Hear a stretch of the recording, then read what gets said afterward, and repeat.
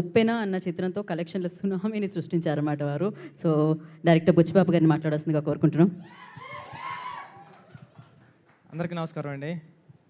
నా వెనకాల మా గురువు గారు ఉన్నారు, రుజి. పక్కన మేడం కూడా ఉన్నారు, లేకపోతే చెప్పబోతే తిడతారు.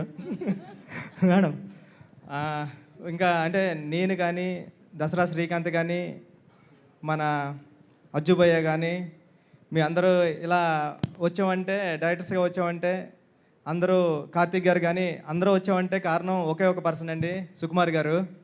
అంటే సెట్లో మొదటిగా అడుగు పెట్టిన మొదటి రోజే నువ్వు డైరెక్టర్ రా అంటారు ఆయన. నేను డైరెక్టర్ అయితే అనుకుంటాం, అంటే నువ్వు డైరెక్టర్ అయితే సినిమా ఎలా తీస్తావో అలా తీ అంటారు. సుక్కు సార్, మీ దగ్గర నుంచి ఇంకా చాలామంది వచ్చేస్తారు నాకు తెలుసు, దాంట్లో తిరగలేదు. నాకు తెలిసి ఈ జనరేషన్లో ఇంతమంది డైరెక్టర్స్ని తయారు చేసే పర్సన్ ఎవరినో ఉన్నారంటే ఇంకొకరు కూడా ఉండాలని కోరుకుంటాం. కానీ మా గురువు గారి దగ్గర ఇంకా చాలామంది ఉన్నారు, వస్తూనే ఉంటారు. ఎప్పుడో గోవాలో ఉన్నప్పుడు చెప్పారు, ఒరే సుకుమార్ రైటింగ్స్ అని బ్యానర్ పెడతారనుకుంటున్నారా అని. అంటే అది ఇంత అవుతుంది, ఇంత పెద్దది అవుతుంది, సుక్కు సార్ దగ్గర నుంచి మేము ఇలా పడుతుంది, దాంట్లోంచి మేము పడతాం అన్నది ఎప్పుడు ఊహించలేదు Sukku sir. Thank you so much. Thank you sir. Music director Vijay మా కాకినాడే, సముద్రం పక్కన ఉంటున్నాడు కాబట్టి అంత మంచి మ్యూజిక్ వస్తుంది. ఇంకా పెద్ద మ్యూజిక్ డైరెక్టర్ అవ్వాలని, నేను కూడా వచ్చి సినిమా చేయాలని అడగాలని కోరుకుంటున్నా.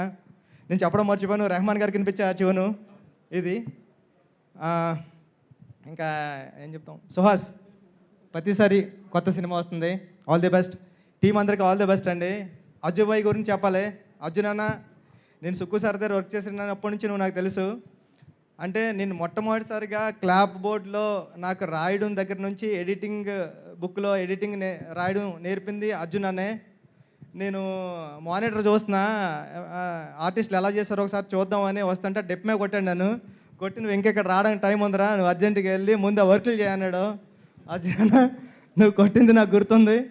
నువ్వు కానీ తోట సీనన్న కానీ సార్ దగ్గర ఎంత కష్టపడేవారో నాకు తెలుసు. అంటే 4:30, 5:30, 6:30 అయ్యేది, మళ్ళీ సార్ 8:30కి ఆఫీస్కి వస్తే 8:30కి వచ్చేసేవారు. మీరు అంత కష్టపడేవారు. మీలో 10% కష్టపడినా డైరెక్టర్ అయిపోవచ్చు అనిపించేది. ఆ 10%తోనే అయ్యాను డైరెక్టరు. మీరు 100% ఎఫర్ట్స్తో వస్తున్నారు. మీరు ఇప్పుడు ఎంత పెద్ద డైరెక్టర్ అవుతారో నాకు తెలుసు. ఎందుకంటే మీ కష్టం చూశాను. మీరు మాట్లాడుతుంటే నేను ఎమోషనల్ అయిపోయాను ఇప్పుడు. అంటే నాకు ఏడుపు వచ్చింది అక్కడ. అంత అంటే మీరు ఎక్కడో బెంగళూరు నుంచి వచ్చి ఇక్కడ సుక్కు సార్ దగ్గర జాయిన్ అవ్వి ఇప్పుడు ఇక్కడ వరకు రీచ్ అయ్యారు. ఈ సినిమా పెద్ద హిట్ అవ్వాలని మనస్ఫూర్తిగా కోరుకుంటున్నానండి. థ్యాంక్ యూ సో మచ్ అండి.